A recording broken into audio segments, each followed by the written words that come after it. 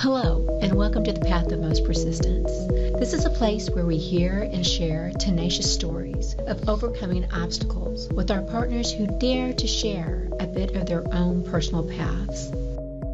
Dr. Tracy Hammond is the director of the Texas A&M University Institute of Engineering Education and Innovation and professor of computer science and engineering. Dr. Hammond holds a PhD in AI from MIT and the Finance Technology option from the Sloan Management School and 4 degrees from Columbia University. Dr. Hammond has received over $13.5 million in research funding, mentored 17 undergraduate theses, 29 master's theses, and 9 PhD dissertations. She is an ACM distinguished member, has received numerous Best Paper awards, and is the recipient of the 2022 Texas A&M University Distinguished Achievement Award for teaching, the 2021 ASEE Chester F. Carlson Award, and the 2020 Tees Faculty Fellows Award. Dr. Hammond has been featured on the Discovery Channel as well as other news sources. She is dedicated to diversity and equity as reflected in her publications, research, teaching, service, and mentoring. Dr. Hammond has also been recently elected as the Speaker-elect of the Faculty Senate. Dr. Hammond, it is such an honor to have you with us today. Thank you so much for coming in. Thank you for inviting me. This is great. This is so good, and especially on a very hot July morning. I think we can both agree that we needed just a moment just to cool down a little bit, because no matter how much the AC is blowing, we still need more. Yeah. Okay. Absolutely. I just heard this morning that apparently the power grid's having a lot of trouble and they want us to turn all of our ACs down as much as possible. I saw that news release this morning and I thought, oh no. Oh no, but I understand. I understand and respect it. Yes. Hopefully we don't have something similar to February 2021. And suddenly we have no AC for a little bit. An extended amount of time. Yeah. That was horrible. Yes. But listen, as I read your very brief intro, I want to really apologize, almost not just to you, but to the audience, that I had to pare it down so much, because your resume, your achievements, your CV is so impressive, Dr. Hammond, and having you on today is such a joy. But just as we get things going, this conversation going, I am so impressed and intrigued by the number of degrees that you have. Can you just talk a little bit more, because I really had to pare them down in my opening, but can you talk a little bit about your degrees? And the follow-up question to that is, why so many? It's a great question. Well, I guess it started, I've always been a lifelong learner. I just really love learning. In fact, I couldn't wait to get to college so much. I actually graduated a year early from high school. So I went to Columbia, and I guess I couldn't avoid majoring in math, because math was the most fun thing for me in the world. It still is great for me. And then while I was there, a friend and I were like, we'd like to have both cores. So at Columbia University, you actually have a very huge core for the people who are in Columbia College. Mm-hmm. And then if you get a BS, you actually have a whole other set of core that's, there's a little bit of overlap, but the engineering core is intense. And I really wanted to do both of them. And so I started to look at, what would it be to have another major so I could do both of them. And so I did pure math in one, and then applied physics and applied mathematics for the other. I almost ended up also with a concentration in computer science. Yes. So it's funny, why is my degree not in computer science? I actually entered into computer science very late in my college career. Mm-hmm. I entered into it kicking and screaming. I love that. Tell us more. Well, I didn't want anything to do with the black box. I didn't it just seemed like this thing that you put something in and something comes out, and it wasn't explainable. I liked math. I liked knowing all the steps for everything. And I refused to take any class for the longest time. I had my suite mates were like, you would love it. You would really love it. So finally, end of my sophomore year, I took one class, and and it was the introduction to computer science. And I came back and they're like, how was it? I said, oh my goodness, it is mathematics, but with instant gratification. Oh my goodness, I've never heard it explained that way. Please. Because, I could write my algorithm and I could test immediately if it worked, and I could, get lots more answers out. And it was just a really fun way of doing math, but with, instant gratification. You could instantly know whether or not it was going to work. Oh, that's perfect. And so it was just super fun for me. And one of the things I was also interested in was I was also pre-med, and I was interested in doing neurology or something related to the brain, and that is what's essentially brought me to artificial intelligence, because I realized that I could sort of make these algorithms that I thought would mimic sort of brain cognition, and then I could test them out. And so I did a lot of I wrote programs that like automated free association and things like that by stripping words from websites and doing sort of lots of different ways of trying to mimic cognition and see what I could do. And that was really fun for me. And I almost did get a concentration in computer science, or full minor in computer science. But I did not, because by my senior year, I was working full-time also at Goldman Sachs. So I started that I did an internship during my junior year, and I just never stopped. And it was all in computer science. So at that point, I knew my career was going to be in computer science, and that I knew that I was going to... You knew it. I knew it. And so, it was just so fun for me. And so, I don't know, the day before, I had 100 an average in the class, but there was, I don't know, some event that I wanted to go to the night before. And so I was like, you know what, this is going to be my career. So I dropped one of my classes and said, I don't need a third degree for undergrad. And so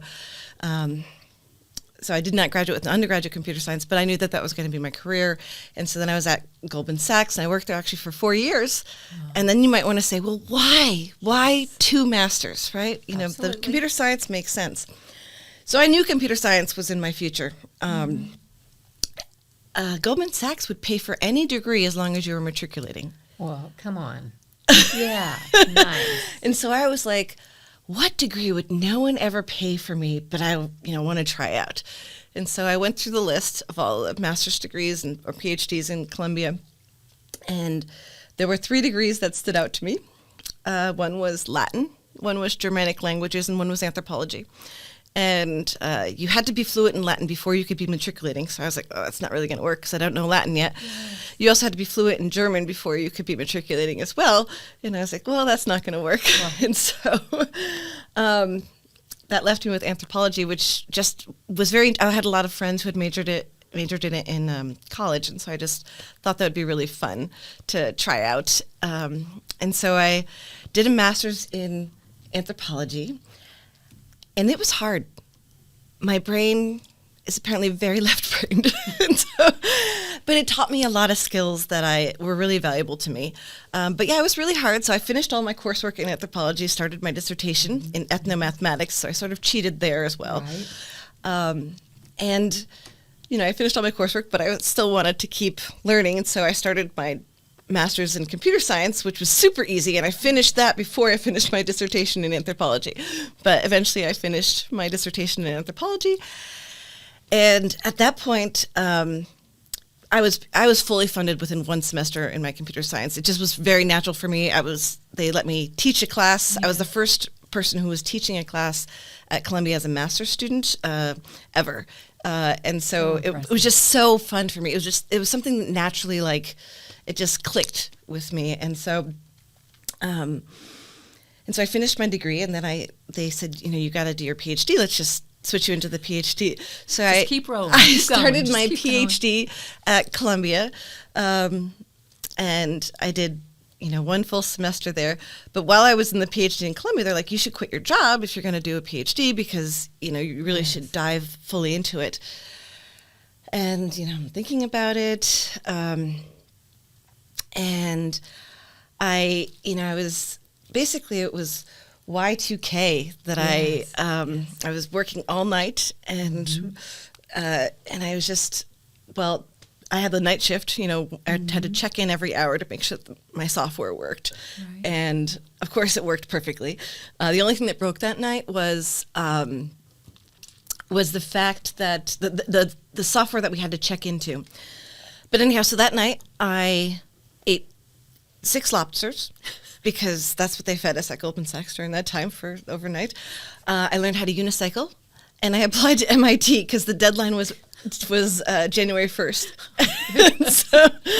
and it was, so I finished my shift. I brought my, big printout to the, it wasn't like you didn't apply online back then. You had to apply. Right. On paper. On paper. And so I went to the mailbox or whatever, the mail station, and FedExed my,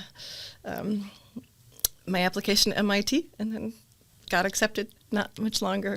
And so MIT seemed natural because I was accepted as a undergrad. Yes. And but I was young. Remember, I graduated early, and so Columbia University was 18 minutes away, door to door, and so that I lived in New Jersey, and so it was. And my mother also had her EDD from Columbia University, so it was just a natural fit. And I had a lot of fun, but I'd always sort of wanted to go to MIT because I loved visiting there, and there was something that really bonded there as well. So I think I actually made a wonderful decision going to Columbia. I loved being in New York. I still loved New York. But so I ended up with a lot. Oh, and while I was at, MIT, they had this finance technology option that they started, and I was like, oh, that sounds so fun. And so it was really great also to learn the management side. So, thank you for answering the question and to talk about your degrees. But so many things were popping into my mind, so many questions, because first of all, just for our younger audience, can you inform them what Y2K was and the significance of that, and why you were doing what you were doing, just for the younger audience that may not be aware of that point in time, which it was really quite the concern. Oh, yeah, it was doomsday. There were people who actually thought the world might end, that, both from a religious side as well as from a technological side, like, people were very, very afraid of January 1st, 2000. And so, which is the meaning of Y2K. So 2K year again 2000 for the younger audience. 2K is stands for thousand, so it's year of 2000 Y2K. Exactly. And people thought it was doomsday. And from a technological side, there was the question of when the date rolled over, would it do the right thing? Yes. When it turned into, because a lot of the dates only had the last 2 years in them, a lot of the software. And so you had to make sure that the software had changed into a year that was 4 years. And, just to give you a little tidbit, so my software didn't break, but the software that I checked into, as soon as midnight rolled around, it turned into 1969. Oh, my goodness. And that's because our number system in the computer actually started in 1969, and so that makes a lot of sense from a technological point, or from a computer science point. But it was just pretty funny, and that's what they were afraid of. Me being at Goldman Sachs, being in finance, right? Yes. Think about the implication there if stock systems break. That's what they were really afraid of, that our whole financial sector could tumble with one error. And so, if suddenly things got deleted, so there was a huge, huge concern that, and you had to check every single time zone because that happened on computers across every time zone. So there was, Well, thank you for giving that history lesson, because I know we have a younger audience out there, and they may not have, they may know through their history classes what Y2K was, but I think as you apply it to your experience, it really brings relevance, because it was. I remember that build-up. It was something that from all sectors, like you're saying, from religion to academia to all types of industry, finance, were really concerned about the rollover and even healthcare. Absolutely. If some system were to stop because of the computer part of it, like someone on a life machine or something, so everybody was very freaked out. And I just remember being in New York, I was actually feeling good not being at Times Square, because I used to always go to Times Square. They used to watch the ball drop, and I personally had a little fear, like what was going to happen in Times Square during that ball dropping, because that was there was a lot of paranoia around that event. There really was. So at some of the other earlier comments that you made, I'm just so intrigued. You talked about graduating early from high school and, of course, all your subsequent degrees. But, again, for our listeners, those parents, those educators, just those that are interested in our young people, was there something that your parents did for you, your family did for you, or did it come to you naturally, that love for learning, that desire to achieve? Where does that come for you? I mean, I love learning. I guess I've also been sort of a collector. I've moved around a lot when I was a kid. Okay. And, degrees were sort of a cool thing, when you'd start over. They never go away, no matter if you have to start over, right? And I've had to start over a bunch of times in my life. The knowledge stays, the degrees stay. It's it's a wonderful thing to collect. They're fun to collect, and they don't take up any space. So That's right. As a collector, it's a wonderful thing to collect that only enhances your life rather than, and I've always loved learning. And, my idea of fun as a kid was sort of, I would follow my mother around to various conferences, and I'd sit underneath the table when I was a kid and did little logic puzzles that basically it was LSAT tests is what I was sort of doing. Yes. So, that is lovely. I had never even thought about it in that sense of collecting. Compared to you, my collection is very small. I only have 4, but I never really thought about that because it was as if collecting. And first of all, when you're a lifelong learner and you're committed to learning, and you think, oh, it's a few more classes. Oh, just a few more, we'll get that next degree. Might as well, right? Right. But it is a sense of collecting those achievements and those almost benchmarks of where you were in your life at the time and that information that they're gathering. So I love that. I never thought about And I also thought about it giving me way. flexibility. Yes. The world changes, something changes, and having these degrees in different spaces really, allows me to understand the world better. Yes. I'm someone who really likes to put myself in uncomfortable situations, so that when when I have to be in an uncomfortable situation, I can deal with it better. Right? So if I get used to a whole bunch of things that I'm not used to, it really helps me sort of, when the world surprises me, I'm like, I got this. Okay, let's talk more about that. I wasn't expecting you to say that, but I love it. Okay, what do you mean by an uncomfortable situation? And as you follow up to that, I want to know what was the most uncomfortable situation that was also the most productive for you or meaningful.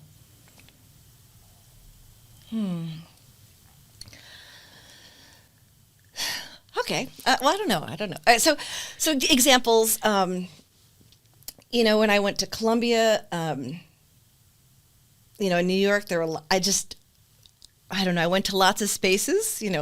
Dive bars. I went to the Time Out awards for transgender persons to get various awards about what they're doing in spaces. I went to all the gay and lesbian dance clubs, which were the most fun on campus. Yeah.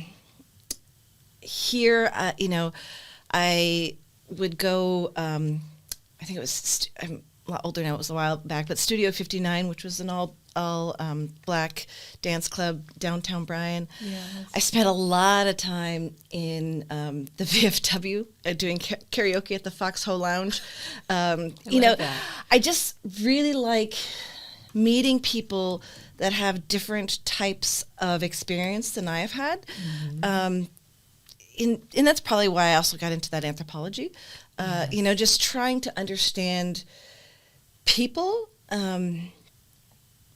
It helps you understand that every single person has so much to offer and that you can learn from it. It goes back to my lifelong learning. Yes. Because I can learn, it helps me learn from every single person, and only by sort of throwing myself in these situations that I might not have been used to as much otherwise. And I will say that is how I ended up here. I love that. I love that. And don't you think putting yourself in those uncomfortable situations, I like to visualize it as if it's doing remodeling in your brain almost, that you're blowing out walls. You're restructuring that space, and when you take down that wall, so to speak, in your brain, there's more room. There's more room, and it's even more beautiful and more bright because you're rearranging, you're expanding, and I love the way you phrase that. So, but do continue on how you made your way here to Texas A&M. Yeah. So I applied very broadly, and actually almost ended up at Google at their Zurich office. They flew me out there for 2 weeks. It's not a bad place to be. Yeah, they flew me out there. I really wanted to be in their Paris office, but it didn't exist yet. And they're like, "We're going to make it. Come to the Zurich office." And 2-week trip to come and visit some places, really wonderful. They told me, "What's your number?" And I was like, "What do you mean? What number would we have to pay you for you to come here?" And I'm like, "You're not just going to offer me something?" "No, what's your number?" And she kept calling me up, and I just could not answer because I was afraid that she would say yes to whatever number that I would tell her. That is interesting. I've never heard that. So did that mean you really didn't want to take it? I think I really wanted to be in academia. I love that. Okay. And there were some options because there was UTH was out there, so it's a university there, which I probably could have worked with and stuff. But I knew one of my huge priorities was really lifelong learning, and I just loved I started when I was at Goldman Sachs. I took half days off so I could teach classes at Columbia. I didn't need the money was not anything to teach the classes. It just was so fun for me, and that's how I used my vacation days. Took half vacation days so that I could go and teach classes at Columbia while at Goldman Sachs. So I just knew, and I left Goldman where I was making more money at 22 than I made at 35. Wow. Yeah. And so I think I would have had a lot of fun at Google. I know I would have. In fact, I had a lot of fun at Goldman, Right. I didn't really want to leave, but I just really wanted to go. I didn't want to leave, but I couldn't stop myself from going to MIT, right? And so it was this, and my mother used to always joke, she used to say, "You have somebody's dream job. I don't know whose it is, but you have somebody's dream job at Goldman."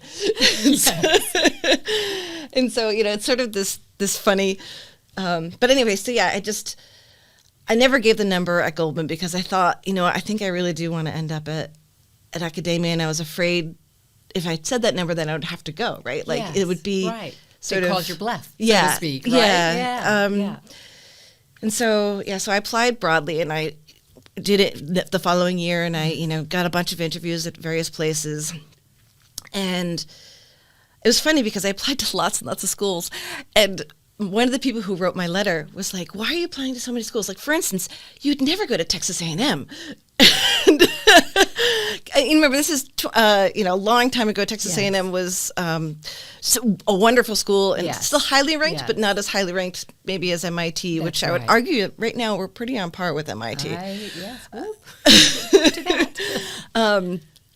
And so, I went to, when I visited here, I was blown away. Like, it was just really, it felt like it was a place that was growing. It was on an upward trajectory. It just really seemed, sort of magical. And I couldn't understand because I was a Northerner and I had huge stereotypes about, about the South. And so, you asked me about trying new spaces and blowing away those stereotypes, blowing away those walls. Yes. And the department head of computer science was a Black female. I had never met any Black computer science faculty in my life.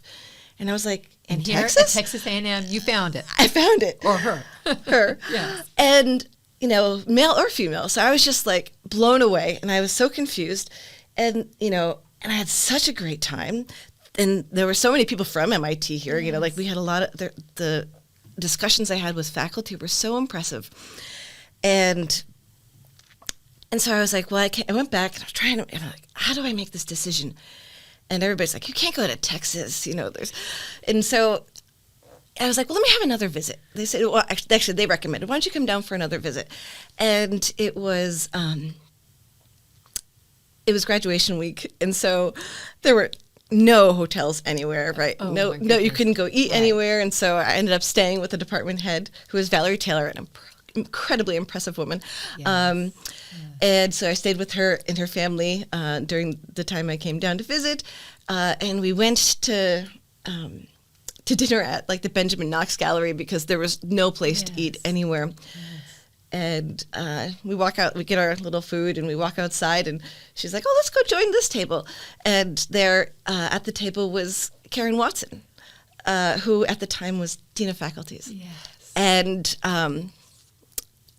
And she was there with her partner. And I chatted with her, and it was just, obviously she was incredibly brilliant. She is now my mentor. She was a lesbian female as Dean of Faculties, full professor at Texas A&M University. This Texas. Also was unheard of. And I'm like, I don't understand this place. It doesn't make any sense to me. All of my stereotypes, they're not working together. I don't know what to do. I'm going there. I think we call that cognitive dissonance. Yes. And it was just, I don't know, ever since then it's been magical, and I just love I love helping Texas A&M grow, and I love watching it grow. And it's I don't know, it's been a wonderful place. I'm incredibly happy here. Oh my goodness. I love that. I love you've talked on so many topics, and of course we're so happy you're here, and you've absolutely added to all the achievements making the university better and the department. So thank you for saying yes and allowing yourself to see that stereotypes aren't always true to what the stories that are connected to them. I have a little joke about that. I say, when people ask me, I'm like, well, the stereotypes, they're all true, but they're misunderstood. and people will ask, what do you mean by that? I don't know. It's just, there's different mindsets, and there's different ways to understand actions, and there's certainly a lot of guns around here, and various different, but the rationale behind them is not well understood, and the spirit behind people is not well understood. And so, people make these assumptions about why people act in a certain way, and, it's only by getting to know people and by putting yourselves in those uncomfortable conversations or uncomfortable situations do you really start to understand people. That is so well said, because that is really true. They, those stereotypes and those preconceived notions that we have about individuals, sometimes they do. You're right. Sometimes there are some truths to them, but if you look deeper, you take that time, you may understand perhaps why it is. But beyond that, the beautiful diversity that's here as well, right? I love it. So some of that might be in the area, in the atmosphere, but there's so much more. There's so much rich diversity that's beautiful at every level. So, and I just love that I have really close friends who are so different from me in so many different ways. Yes. So as far as making that trek to Texas A&M, what has been, beyond those stereotypes being re-understood, reimagined, so to speak, what else have you learned as far as, I don't know, maybe is your new favorite thing about Texas? Do you have a favorite thing? Have you, or being here in this area at the university, that really brings value, that was really unexpected? One of the things I do love is that there are so many different types of people here, and so it's and sometimes they're conflicting, and I really love bringing conflicting people together and helping them understand each other. So it's, that's really fun. That's why I think I'm so excited about being the speaker-elect for the Faculty Senate, being that bridge between administration and faculty and being able to speak authentically to both of them and helping them be able to communicate together. That I think that goes, it sounds like to me from the way I'm hearing you speak, that goes back to your spirit of being an educator. And as you were speaking about the opportunities that you've had at Goldman Sachs and even with Google, you turned down large amounts of money to teach. Yeah. And I want to know, what does teaching do for you? It's clear what you do for others. I mean, you're providing all these experiences, this knowledge, you're sharing, you're making it accessible, all the things. But what does it do for you that enriches your life? Obviously, you're a very happy person. You have this wonderful smile about you that is radiating. Yes, for sure. And not a little too bubbly sometimes. No, never. Always wonderful, and especially in the realm of education. The more, the better, as far as I'm concerned. But how does that give you that fortitude, that strength to turn down big dollars? Because that's not easy in any area, I'm sure. But you were able to do it because? Interacting with each person is just so magical. So when I describe my teaching, I describe it, many people think about teaching as one to many, right? Like you're teaching, one person is teaching, a class of many. Yes. For me, it's not that at all. Yes. I teach many one-to-ones. And so for me, it's about that individual interaction every single time. Yeah. In fact, in my class, I started this during COVID, and I will never stop it. And I'm sure this is what allowed me to get that university teaching award last year, or this year, I guess. What I do with every single one of my students is I meet with them individually, one-on-one, with a TA as well, actually, or TAs. And I just ask them a couple questions. I ask them, how are you doing? How are you doing in life? How are your friends, your family? What's your life like? And you know what? A lot of people are struggling. Mm-hmm. And so, I try to be that linkage to help them and, get them to someone that can maybe help them. I don't help them myself because that would be a conflict of interest, but I help them find the person we have a person in our department who is so amazing, Kathy Wascom. I'm going to give her a little call out. Please do. And, she's a mother hen. And so if I just let her know this person's struggling, and then they figure out a plan. Because sometimes it's just you need to drop a class, or you need to have some sort of alternative something, and she has the ability in our department to help those people out and get them continued whatever they need. Just to be heard. Yeah, and so that's the first question I asked them. Then I asked them, how are you doing in your other classes, right? So, and then, and then I finally am like, well, how's this class going for you? And they tell me, and then I said, what could I be doing better? And then I go through. I'm like, and these are the 3 changes that are significant that I made from last semester based on the feedback that the students. How am I doing in those 3 things, and how could I improve those 3 things that I've tried and feeling that they're not exactly working out. And even when they fail, they're like, but I see what you were trying to do. The goal was right. It did not execute itself well, but I see, and I'm like, yes, I agree with you. What could we be? How do I fix this? To get the intention. And then I asked them, anything else you want to tell me about Texas A&M, or what else could we be doing better across the university? Because I have a lot of voices other than just in this class that I can potentially help with. And then I asked them one last question. How is this? Have you done this in any of your other classes? What was it like? And they said it was transformative. So, yes, they actually used that word, multiple students. It was transformative. It's the first time I've ever felt that I've been heard. These are seniors, and because I teach capstone, and they're like, no one's ever done this before. I wish they would do this in all of our classes. I wish, it's so magical. So I've been telling lots of faculty that so we're trying to get more people to do some things like that. And in fact, Seth Pausley is now doing it in his class that he taught just last semester, which is for sophomores. So he did it a little bit differently because it was a class of like 99. Mine was only 35. Yes.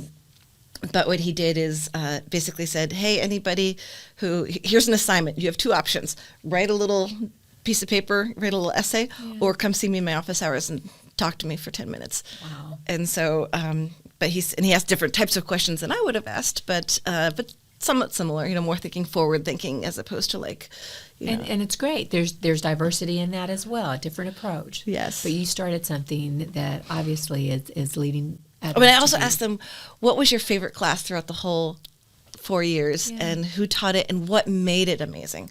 And so that's really fun. And then I get to give little shout outs to the people that I hear, the names that they love. Like, oh, your name came up today. And that's wonderful, because who doesn't? Who doesn't like to know that they're doing well? Because you often being remembered. You only you only think about the two people on the yearly reviews who just said terrible things. Of course. And so, you're like, really? Someone thought, I'm like, yeah, actually, your name's come up like 10 times already. And it's so random, right? Like, so that's it's, right. But, getting that collection of people as well is really fun, and it's really fun to help those people realize the value that they bring the faculty, as they get mentioned and stuff. And it's also really neat to hear how many different faculty are mentioned. So it just highlights how many amazing faculty we have. So that's just really fun for me. And no doubt it's fun for you, but how impactful it is to those students, and again, your colleagues that you're sharing this tool with. And thank you for doing that. But I'm curious, of all those conversations that you've had with students, I'm wondering two things. One, is there maybe a conversation or a comment that has really haunted you? And on the flip side of that, was there a conversation or a comment that a student left with you that really, truly inspired you? Honestly, they all truly inspired me. And so what started this, by the way, I created, when I became chair of the engineering education faculty group, before I became the director. Actually, it was right after I became the director. I created a teaching fellows group. It was during COVID, and there were 6 of us. I joined in because I have to eat my own dog food, and the idea is we would watch each other's videos for a whole semester, with 2 hours a week together. We would watch little snippets of videos and then talk about it, and we did it repeatedly, right? So we did 2 people a day, and so, but people knew that they would go more than once, so that had this cause of trying to change things and actually try to do something different, because they'd be up again. But also, what it really taught me was, well, I was incredibly afraid to be part of this. I have never, ever, ever let anyone see my teaching. Okay, you using the word afraid, it just doesn't feel right. It feels very contradictory. Like, how can that word come from you? So where did that fear come? Well, I just, because everybody's overcritical of themselves, right? Right. It's just, and I would say I'm always afraid. But for me, it's about the only way you grow is by being vulnerable and being brave. And uncomfortable. And so, it's just, you have to get past that. I'm truly an introvert. It doesn't seem like that, but I am an introvert, but I recognize the value that comes from these interactions and these, so and by practicing, they become more comfortable, right? It's not easy the first time. It's sometimes still not easy the 16th time, right. But it always gets easier and easier. And then you sort of find the value of that uncomfortableness. And so, it's yes, I was very afraid for someone to see my teaching, because I knew that there were things that I was not doing well, or I thought that I was not doing well. For instance, I'm a terrible teacher with slides. And that's why I like Capstone, because I can sort of get away with just talking to them. Wait, you say you're a terrible teacher with slides because you use them or you do not use them. What do you mean by I just can't teach with slides. I become really terrible. I go too fast. So like when I teach my sketch recognition class, Your enthusiasm cannot be contained within slides, I imagine. Well, I just go too fast. Nobody gets it, and nobody asks me any questions. So when I teach my sketch recognition class, which is a very mathy, what I do is I'll look at my notes right before, but then I put it down, and then I just do it on the board, and I make mistakes right in front of them, and I do it by scratch from the beginning, so that they can sort of see the thought process, and it slows me down. And by them seeing my mistakes, also it helps them think about, and that's when I used to teach computer science coding classes, I would do the same thing. I would code from scratch right in front so they could help debug any of my typos that I might have made. That is a wonderful thing to do. My goodness. And again, you're putting yourself in a vulnerable situation to let them see that human side, that imperfect side, which is wonderful. That's exactly what young people need to see in us. Yeah. And so when I would, so I would let them watch my teaching, and it was just me talking. Like I was like, I don't have anything other than me just talking with them and asking them, and I showed them this, and I was like, oh my God, this is, I'm just going to get destroyed. And they were like, oh my God, this is amazing. And I was like, they're like, you have such a great connection with everybody. And I do this little bantering thing right at the beginning of every class, ask them how they're doing and stuff. And so I was like, you mean this is okay? And it taught me that I should teach the way that's most natural for me, and I should lean into it rather than sort of be ashamed of it. And so once I started leaning into that, it really has, transformed my teaching. And so that was really exciting. That's beautiful. And because I was willing to do this sort of scary thing and let people watch my teaching, now I let anybody, by the way, watch my teaching. Nice. And it's what caused me to be brave enough to ask my students what they thought about my teaching. I would have never, ever done that before because I was so afraid of the criticism. Right. Oh, you're doing everything wrong. But they loved it. And actually, when you give them that space, they're no longer say anything bad at the end of the semester in those little write-ups, because they just want to be heard, and they want to know that they're making a difference. And honestly, the feedback when I'm doing it in this discussion, it always feels really constructive, even if they're like saying, that totally didn't work at all. It was absolutely awful. And I'm like, I know. And that's nurturing a level of mutual respect, that you're listening to them, they're listening to you. So you're making that's just another layer of providing a safe environment to learn, to be collaborative. That's wonderful. And they have great ideas. Yes. They are so smart. Yes. They're like, why don't you try this? And by the time I talked to 35 of them, like the thing that didn't work, I have like a super amazing plan for the next semester. Absolutely. And it helps me also like get rid of anything that is not beneficial. So it makes it, it allows us to accomplish an amazing amount of stuff in a single semester, because, all the assignments that we do are really targeted to really fulfilling whatever I'm trying to have them learn. That's outstanding. And they're fun because they're driven by them. And so like, as I said, I don't use slides. I don't teach them anything. Right. And so I'm almost a little ashamed that I got the teaching award, because I say I don't teach you guys anything. I just set up an environment that makes it really easy for you to want to learn. But isn't that what teaching should be? Isn't it? I think so. As though, right. And I know that's. But it's not traditional. No, it's not traditional. But apparently, it's successful.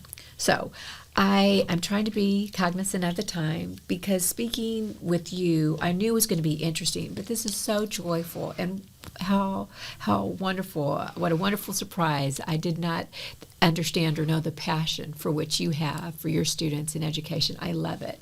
But I want to just pivot a little bit, because I want to know about your work, your research, what this conversation that we've had already up to this point. You've dropped a little bit here and there, but do you want to spend any time about your research or anything specific? Yeah. So my research in computer science, so I do, as you know, I have a PhD in artificial intelligence, and I also have undergrad in math, and I also have a master's in anthropology. When you push those all together, you really do get artificial intelligence, human-computer interaction, intelligent user interfaces. So I use machine learning. I invent new artificial intelligence algorithms to recognize, identify, predict messy human motions. So it started with sketch recognition. Actually, it started at Goldman Sachs. I was doing speech recognition. Yes. I did sketch recognition using models from speech recognition during my PhD.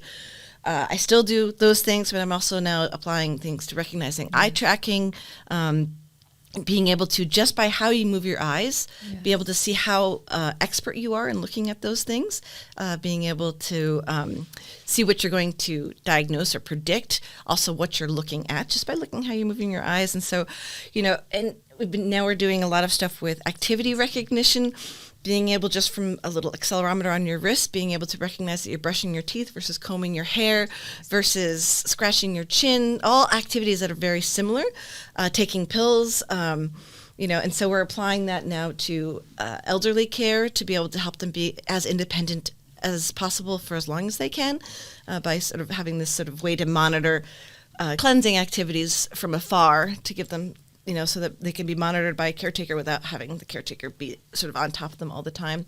Really trying to do things that make a difference in people's lives. And then, like, for my sketch recognition, it's now being used in 5 different schools to teach people free body diagrams and trusses. So the idea is, excuse me. So the idea is, students will draw the diagram, and it will give you feedback on your drawing. So because if you don't set up the problem correctly, there's no way you're going to get the answer correct. And so the idea is that the students draw the problem, and by using sketch recognition, it can determine exactly what you've drawn and what's right about it, what's wrong about it, and then it can also help you with setting up the equations and give artificial intelligence to be able to use to identify if the equations are correct. And then finally, of course, it also tells you if your answer is correct. Yes. But you need help with the whole process, just like if our instructor were there. Yeah. You don't want to just have to, just check that answer, because that gives the student no real feedback, just whether it's right or wrong. And so by helping them check that process is really great. And so that's being used at Texas A&M, LeTourneau University, Texas State, San Jose State, and Georgia Tech. And then and it's also been really great for helping them sort of get through, showing that some of the people that start in the off semester actually it's really helpful for them, and it improves homework completion rates as well. So it's really nice, and it allows teachers to get immediate feedback if the students understand, because they can give them a quiz with 1 or 2 questions at the start of the class and just see whether or not they know, and where the answers are wrong, or more commonly wrong, what are the common mistakes. And so it's really great. It must be so extensively gratifying in every way, that not only do you have this impact on students and on research, but at other institutions. I mean, it's almost as if you're teaching at other institutions your research, your knowledge, your technology. That's so, it has to be gratifying. Yeah. And the other software that we're using, that we made, that's being used by multiple institutions, Sketchtivity. And that teaches people how to draw in 2-point perspective. So, which is basically 3D for you, and so why would you want to do this? Well, Georgia Tech thinks that all engineers need to know how to sketch. They want, when their engineer is sitting down at a client's dinner and the client says, "Oh, this is great, but could you change it up like this, or make it do this instead of this?" that the person can sketch right there and say, "You mean like this?" as opposed to, "Oh, when I get back to the office, I'll update my CAD drawing and bring it back to you," right? And so they can really fluidly do that. And it's really cool because the software not only teaches them how to sketch in real time, just like if it was a person standing right over you, giving you immediate feedback on complex drawings, in fact. It's shown that it greatly increases your spatial cognition skills. So it gives you this extra bang for your buck, and right now we're measuring the effect on creativity, which we believe will be quite strong. Actually, so far we've shown that initially it reduces your creativity because you become, as you're learning how to sketch, because you're focusing on sketching well. Yes. But that afterwards, once you know how to sketch well, it allows you to produce a lot more ideas quickly, and so it actually increases your creativity. So we're trying to get that formalized. We have some data, but we want to get a lot of data to show that. So. Excellent. So again, as we begin to close out, I have a few questions. One of those would be, of all what you just explained, shared, is phenomenal. But from you, professionally, academically, personally, what has been most rewarding for you? I would say it's the new space that I'm in right now with my directorship. So I love my research in computer science, but you see that there's a lot of academic impact to that, right? Yes. So, and you can see how that brought me into engineering education, because a lot of the stuff I'm doing is directly related into engineering education. I publish a lot in that space. And what I love the most is I love mentoring students, but it is so gratifying to mentor faculty. Yes. And help them grow to be the best that they can be. And it's because they're here because they're lifelong learners and they love learning. And so if I can help them keep moving forward, it has been so amazing. So we've created several communities of practice where faculty talk together, talking about, we have one book club that we have now, where we've been doing it for, I think, over 2 years now. And what we do is faculty don't do homework, so we don't read books. Because everyone would show up and pretend to read the book, that they'd read the books. And so what we do is we play a book on tape for 20 minutes, and then we talk about so everybody has the same knowledge. Yeah. We talk about how it impacts engineering education and what they would be doing differently and how they, what have they learned. And the first book we read, Uncomfortable Conversations with a Black Man. So getting back to that whole, So who makes the selections of the book and also those 20 minutes of content? So the 20 minutes, we just go through the book. Okay. So this book was actually quite perfect because each of the chapters were about 20 minutes, and each chapter was about a different topic. And so that means people could jump in and out with no problem. Okay. And so that's one of the things that we look for when we look for a book. And so I picked the first couple ones. Now my team gets input from lots of people, and then they try to find a book that they think would be really right for whatever group we're working with. And we've read Pedagogy of the Oppressed, Whistling Vivaldi, as we just finished, Trevor Noah's book, Born a Crime. We did 2 movies like that. We watched it in chunks, Picture a Scientist and Coded Bias. And what I really love is how much in those discussions, I basically try to model vulnerability and bravery. Yes. And what's been really transformative is how much the faculty have been making huge changes in their classroom to improve inclusivity and more brave about, talking to their students. Engineers have a really hard time talking about anything other than numbers. Right. And now I see them being able to pull in current events and relate them directly to what they're teaching in the classroom, which is so important. The civil engineering, I don't know if you know this, but the bridges in New York City, or actually to Long Island, they're specifically just too short to let buses through because they didn't want poor people coming out to Long Island. And so we have to think about how all these other things from our current events, our world, all things going around us, how they specifically are interrelated to the engineer. And so that's super powerful. Yeah. That is very, very powerful. And this is really unfair to ask this question of you at the end of our conversation. But for those of us that are very interested and invested, pretty much as the university and definitely the department, this college, but how is it that we can get more female representation in STEM? Because you swim in it. You are a wonderful example. You know many women that have been successful, and I'm sure in some of your spaces it probably doesn't feel that there's underrepresentation because you are probably surrounded by many women that have strived and have been successful. But for many of us, we still see that underrepresentation. How can we better encourage women, more diversity into those spaces? There's a lot of answers to that question, and it's sort of broken all through the pipeline. Right. It's a systemic problem, and I can name places that you can find issues throughout the entire pipeline. One of the things that I'm intrigued about right now is, and this is actually from the book Whistling Vivaldi that we just listened to, which was about stereotype threat.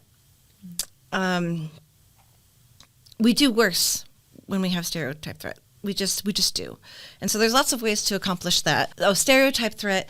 So women, for an example, is women are perceived to be worse at math. Mm-hmm. So if you, right before an exam, if you remind people of their gender, of a math exam, women will perform worse, just naturally.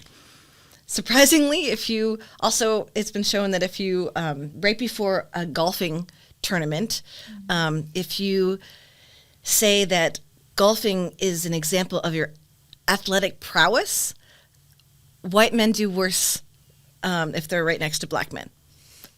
So because they think that, which is weird because I have to think of, golf not necessarily is more of a white man's sport, but if you say no, it's related directly to athletic prowess. Whatever stereotypes that exist in the world, which there are a lot of them, if you remind people of them somehow right before, that person will do worse if they belong to that stereotyped threat group. Right. And so, so that's why it's, you really want to be careful. And sometimes you can tap into a different stereotype that is actually a beneficial one. So, like if you, instead of reminding people that right before math test, if you remind everybody, not just men or not just women, that, oh my God, you just got into Texas A&M University and you're in this advanced class, you must be really smart, then they align with the stereotype of the really smart and then they're not affected.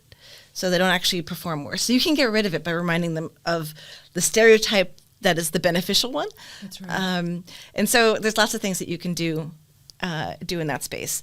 The other thing that I am really intrigued about is overworking. Mm-hmm. So people who are stereotyped in a particular space are often fiercely private studiers because they don't want people to see them fail because they're afraid that they're going to conform to the stereotype. Yes. And that causes them to be very inefficient studiers.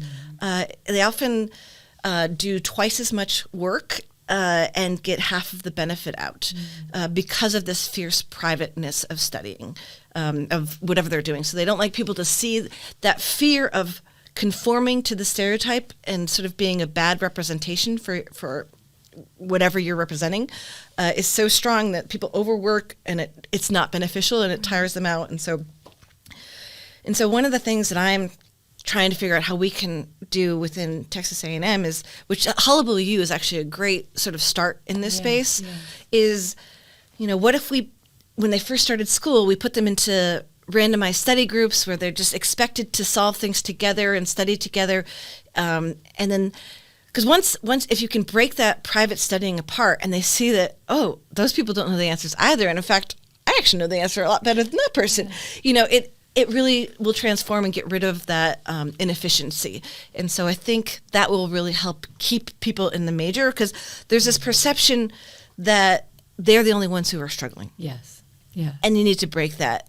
And once you break that, it's a lot easier. Mm. Well, thank you. Thank you for that. And as we close out, I want to know, is there anything that we haven't covered that you want to make sure that you mention, that you bring out during this conversation today?